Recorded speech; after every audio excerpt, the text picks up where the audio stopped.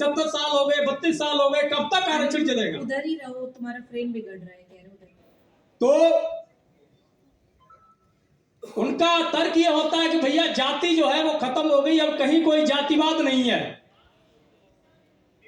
तो उसके जवाब में हम आपसे कहना चाहते हैं, अगर आपको जातिवाद देखना है तो आप एक बार इस भारत का भ्रमण करिए, ग्रामीण इलाकों का। उत्तर प्रदेश में है तो ललितपुर चले जाइए, जहां महिलाओं को या दलितों को चप्पलें नहीं पहनने दी जाती। आप राजस्थान के दक्षिण राजस्थानी इलाके में चले जाइए, जहां सामंतवाद आज भी हावी है, जहां आज भी हुकुमशाह बाबूशाह चलता है, जहां आज भी लोग चप्पल पहन के नहीं निकलते हैं वंचित वर्गों के सामंतवादियों मनवादियों के सामने। तो ये आरक्षण जो है ये व्यवस्था समानता के लिए लागू की गई है। और हमारे कितने लोग अभी तक डिसीजन मेकिंग पदों पर पहुंचे हैं बगैर जाति जनगणना के? कोई आंकड़ा आपके पास है नहीं, और एक भ्रम पैदा किया जाता है कि फला जातियां आरक्षण खा गई, और इसी तरीके से ओबीसी को ओबीसी से, एससी को एससी से, एसटी को एससी से लड़ाने का काम किया जाता है। तो जैसे कि अभी सवाल उठा है, बीजेपी कह रही है, अखबार के माध्यम से आ रहा है कि जनगणना होने वाली है।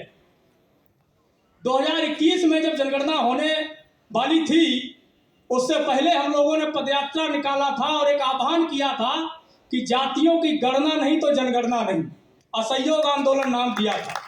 मेरा विपक्ष से सवाल है, मैं समाज का आदमी हूं, विपक्ष से मेरा सवाल यह है कि अगर केंद्र सरकार जाति जनगणना के बगैर जनगणना करवाती है तो आपका स्टैंड क्या होगा? आप कहां खड़े होंगे?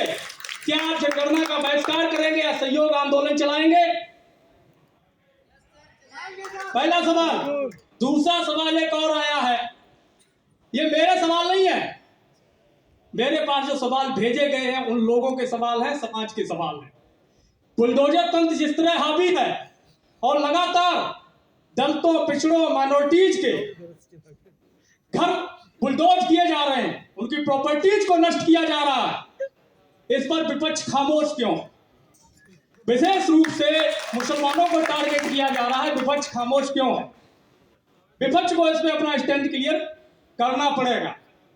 तीसरा सवाल, आज मंडल साहब की जयंती की पूर्व संध्या है, आरक्षण की बात होती है, जाति जनगणना की बात होती है, लेकिन संपूर्ण मंडल कमीशन लागू करने की बात कब होगी? शेष मंडल कमीशन की सिफारिशों को लागू करने पर विपक्ष, सामाजिक संगठन और हमारे सोशल एक्टिविस्ट बात कब करेंगे? ये मेरा सभी से सवाल है। क्या केवल नौकरियों वाली 2 सिफारिश, एक नौकरी का और दूसरी शिक्षा की 2 सिफारिशों से ही हमारा उत्थान हो जाएगा? नहीं, ये संभव नहीं है। तो ये हमारे कुछ सवाल हैं समाज के, और हम ये आशा करते हैं कि तमाम जो सामाजिक संगठन हैं, सोशल एक्टिविस्ट हैं और विपक्ष के नेता हैं, दल हैं, वो इस पर अपनी राय स्पष्ट करेंगे। एक सवाल और है कि जो वर्गीकरण किया जा रहा है बगैर डाटा के, उस पर विपक्ष का क्या स्टैंड है? क्या बगैर डाटा के वर्गीकरण सही है या गलत है? इस पर भी अपना जो विचार है, अपना रुख है, स्पष्ट करें और बहुजन समाज को ये भरोसा दिलाने का काम करें, वंचित समाज को ये भरोसा दिलाने का काम करें कि हम अगर आते हैं तो आपके साथ न्याय करेंगे।